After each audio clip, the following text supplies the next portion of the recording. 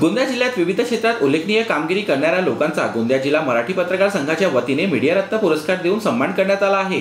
जिल्हा मराठी पत्रकार संघ शाखा गोरेगावच्या वतीने यावर्षी पहिल्यांदाच मीडिया रत्न अवॉर्ड देऊन नागरिकांचा सत्कार करण्यात आला। यात उद्योग रत्न पुरस्काराने लक्ष्मीकांत बारेवार यांना सन्मानित करण्यात आले, तर पोलीस सिपाई अशोक ईडे यांना लोकसेवक रत्न पुरस्काराने सन्मानित करण्यात आले आहे। तर दिनेश अंबारे यांना साहित्य रत्न पुरस्कार देण्यात आला, तर डॉक्टर रुस्तम ईडे यांना आरोग्य रत्न पुरस्कार देण्यात आला आहे।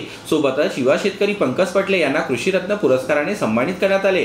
तर जिल्हा परिषद शाळा जानाटोला कुटी येथील शाळेला शिक्षक रत्न पुरस्कार देऊन सन्मान करण्यात आला आहे। तर वरिष्ठ पत्रकार संतोष नागनाथे यांना पत्रकार रत्न पुरस्काराने सन्मानित करण्यात आले।